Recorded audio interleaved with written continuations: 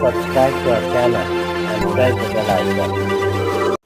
अस्सलाम वालेकुम अज़ीज़ तलबा व तालिबात। सर अब्दुलसत्तार ख़ान इस यूट्यूब चैनल में आप तमाम का इस्तकबाल है। 12th हिस्ट्री न्यू सिलेबस, ये चौथा सबक है। नौ आबादियत और मराठा, पुर्तगाली और मराठा सल्तनत, ये पहला हिस्सा देखेंगे। वसाहतवाद आनी मराठे, छत्रपति शिवाजी महाराज इस मराठा सल्तनत के बानी हैं और इस लिहाज से हम इस वीडियो को आगे बढ़ाते हैं। आपको हमारा वीडियो पसंद आए तो इसे लाइक कीजिए, शेयर कीजिए, हमारे चैनल को सब्सक्राइब कीजिए, इस वीडियो को आखिर तक देखिए। ये क़िला है वसई का, जो क़िला बनाया गया था पुर्तगालियों के ज़रिए, जहाँ पर उनकी गोदाम भी था, ये उसकी तस्वीर है।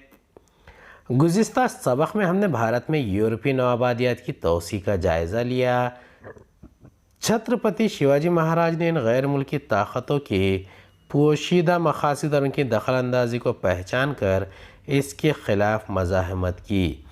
गैर मुल्की नवाबादियात के ख़िलाफ़ इन्होंने बहरी फ़ौज तैयार करने, आबी क़िले तामीर करने वगैरह जैसे इक़दाम किए।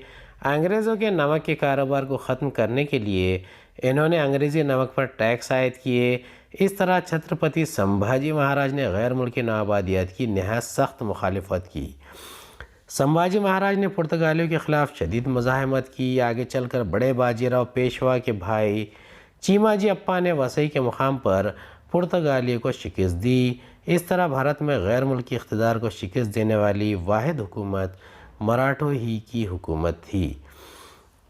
यानी पहली मरतबा जब नवाबादियात भारत में अपने पैर पसार रही थी तो सबसे पहले इनके पोशीदा मक़ासिद को छत्रपति शिवाजी महाराज ने ही पहचाना था और उन्हें रोकने के लिए बहरी फ़ौज तैयार की, आबी क़िले तामीर किए और उनकी शदीद मुज़ाहमत की थी।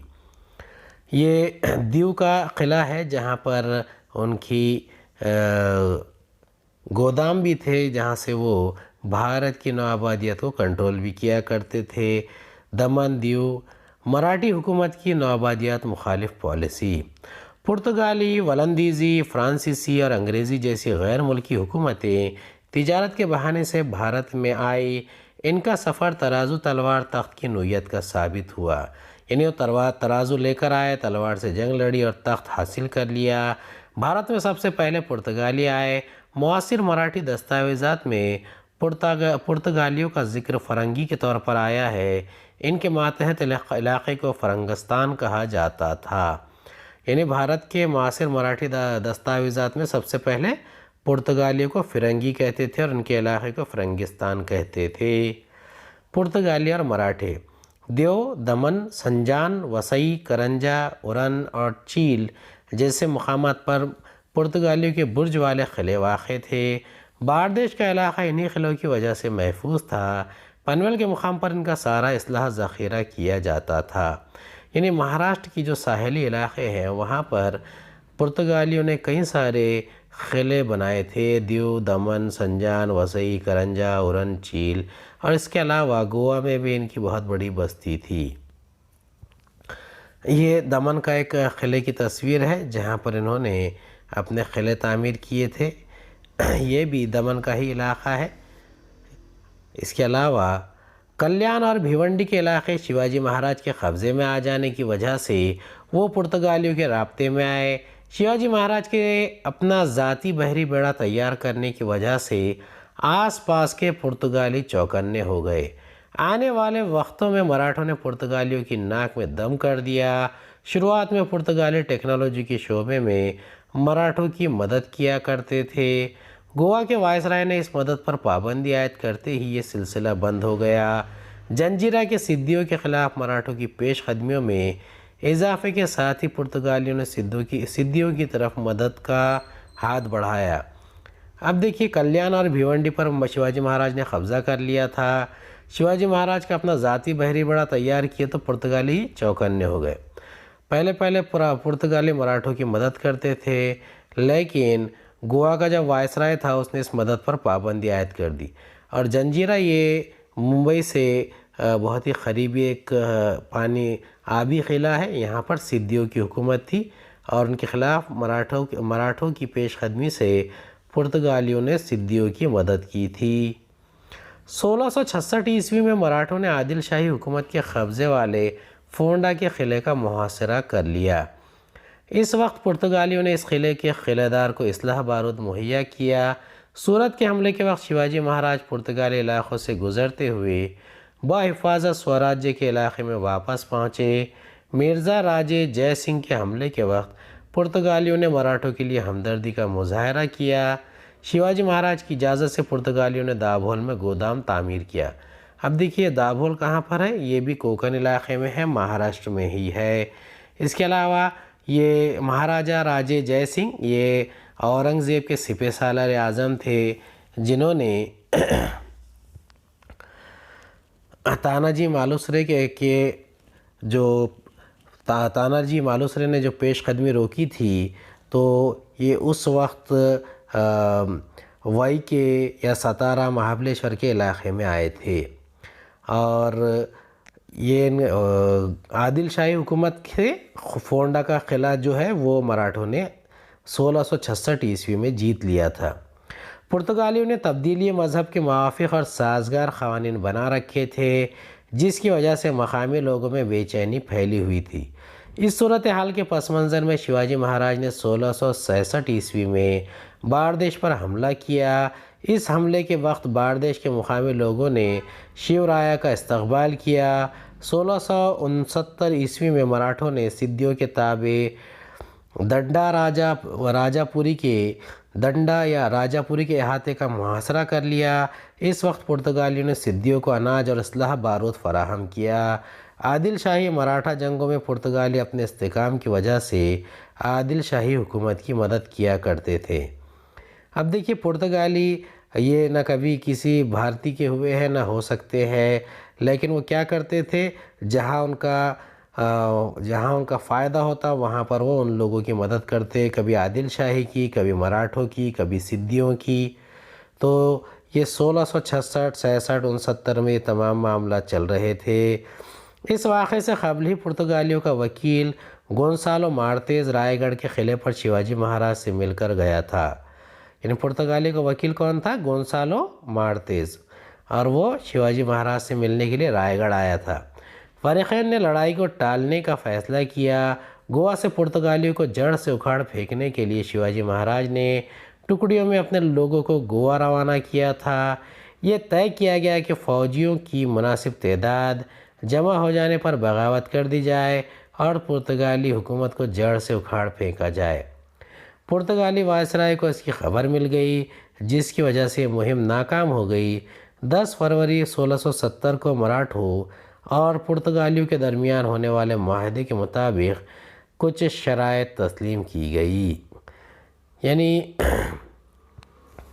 گوا سے پرتگالیوں کو جڑ سے اکھاڑنے کی کوشش جو شیواجی مہاراج نے کیا تھا، اور شیواجی مہاراج نے ٹکڑیوں میں اپنے لوگوں کو گوا روانہ کیا، لیکن فوجیوں کی تعداد مناسب نہیں ہوئی اور بات پھیل گئی، اور اسی وجہ سے یہ مہم ناکام ہو گئی، اور 10 فروری 1670 کو مراٹھوں اور پرتگالیوں کے درمیان معاہدہ ہوا۔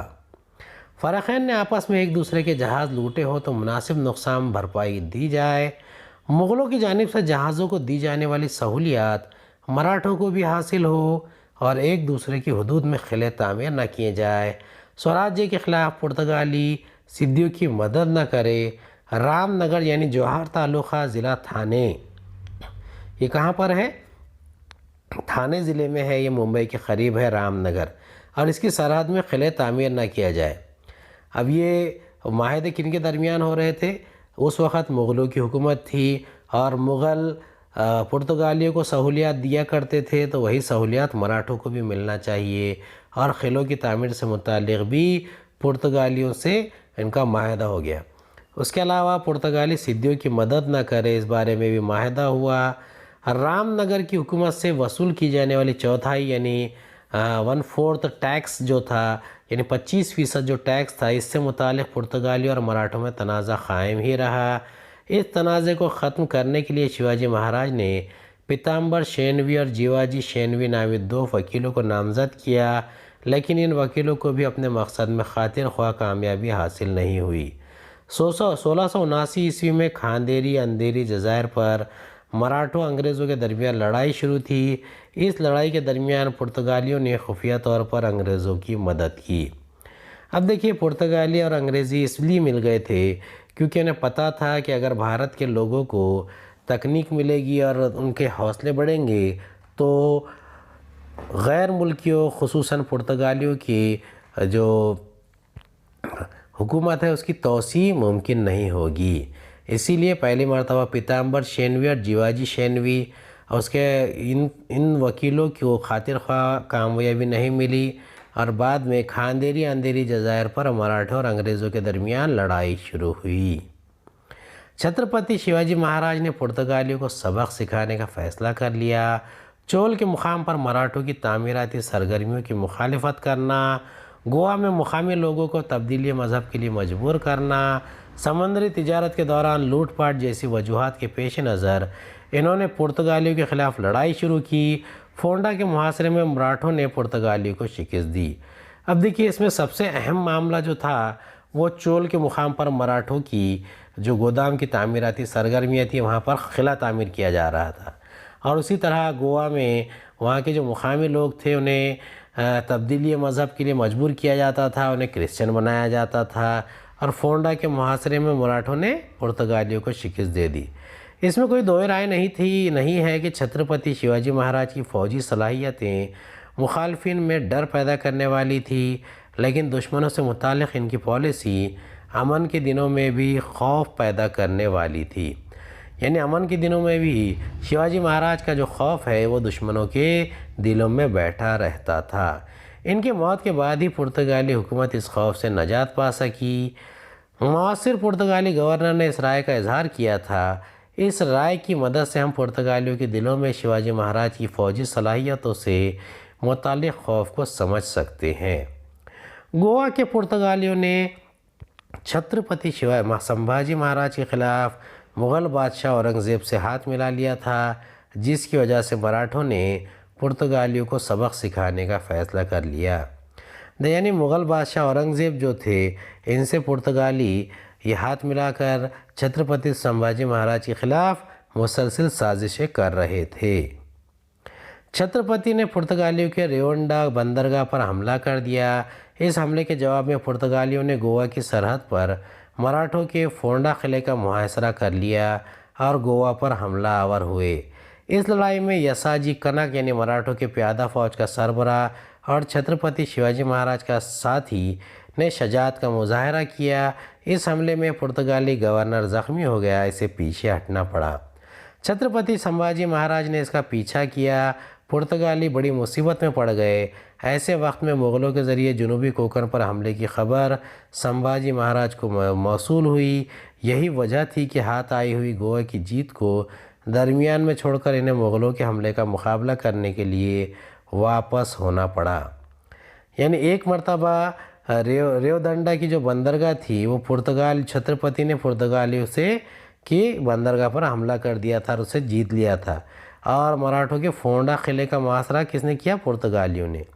لیکن جیسے ہی گوا جیتنے کی قریب پر آئے مغلوں نے جنوبی کوکن پر حملہ کر دیا۔ اس وجہ سے انہیں گوا کی جیت کو درمیان میں چھوڑ کر واپس آنا پڑا۔ یہ دیکھیے، یہ جو تصویر ہے یہ توپ خانہ ہے دمن کا، وہاں سے بڑے پیمانے پر پرتگالی توپ خانہ اسلحہ کا ذخیرہ وغیرہ رکھتے تھے اور گودام وغیرہ بنا کر وہاں سے تجارت کیا کرتے تھے۔ یہ پرتگالیوں کی بستیوں کا ایک نقشہ ہے، جو ان کی گودام وغیرہ بنائے جاتے تھے یا قلعے تعمیر کیے جاتے تھے ساحلی علاقوں میں، اس کا نظارہ ہے۔ یہ چیماجی اپا ہے، اور یہ جو گھوڑے پہ بیٹھی ہوئی تصویر ہے یہ تارا پور میں ان کی شجاعت کا جو بے مثال وسئی کی لڑائی میں بے مثال مظاہرہ کیا گیا تھا، یہ اس کی جیتی جاگتی تصویر ہے۔ یہ مراٹھوں کی اور پرتگالیوں کی لڑائی کی ایک تصویر ہے، جس میں پرتگالیوں سے وسئی کی لڑائی میں مراٹھوں نے جیت حاصل کر لی تھی اور انہیں مہاراشٹر کے ساحلی علاقوں تک اور خاص طور پر ممبئی سے اور مہاراشٹر سے دور کرنے میں کامیابی حاصل کر لی تھی، اسی لیے وہ گجرات اور گوا تک سیمت رہ گئے تھے۔ یہ بھی ایک منظر ہے جس میں पुर्तगालियों को मराठों ने शिकस्त फाश दी थी। आगे चलकर छत्रपति शाहू महाराज के ज़माने में पुर्तगालियों मराठों के दरमियान लड़ाइयाँ एक मरतबा फिर शुरू हुई। जनूब में मुग़लों के अहम नुमाइंदा हुसैन अली सैयद के साथ होने वाले माहदे के तहत मराठों ने कल्याण भिवंडी का कब्ज़ा हासिल कर लिया। मराठों ने पुर्तगालियों से चौथाई का मुतालबा किया, लेकिन वसई के गवर्नर ने इस मुतालबे को मानने से इनकार कर दिया। देखिए, ये मुग़लों के और मराठों के दरमियान तो लड़ाइयाँ होती थी, लेकिन छत्रपति शाहू महाराज को मुग़लों ने के जो नुमाइंदा थे हुसैन अली सैयद, उन्होंने कल्याण और भिवंडी उन्हें दे दिया था, लेकिन पुर्तगाली चौथाई देने के लिए तैयार नहीं थे और वसई के गवर्नर ने इसका मुतालबा ठुकरा दिया था। पुर्तगालियों ने मराठों के हमलों का मुकाबला करने के लिए वसई, अशीरी, तारापुर, केलवे, माहिम, दमन और रेवदंडा के मकामात पर फ़ौजी चौकियाँ कायम कर दी। मुकामी लोगों पर पुर्तगालियों के मज़ालिम में इजाफ़ा हो गया।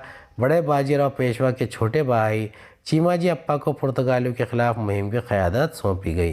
यानी जो बड़े बाजीराव पेशवा थे, इनके छोटे भाई चीमाजी अप्पा पुर्तगालियों के ख़िलाफ़ बड़े पैमाने पर मुहिम के लिए निकले। चीमाजी अप्पा ने पहले ही हमले में ठाणे के किले पर कब्ज़ा कर लिया।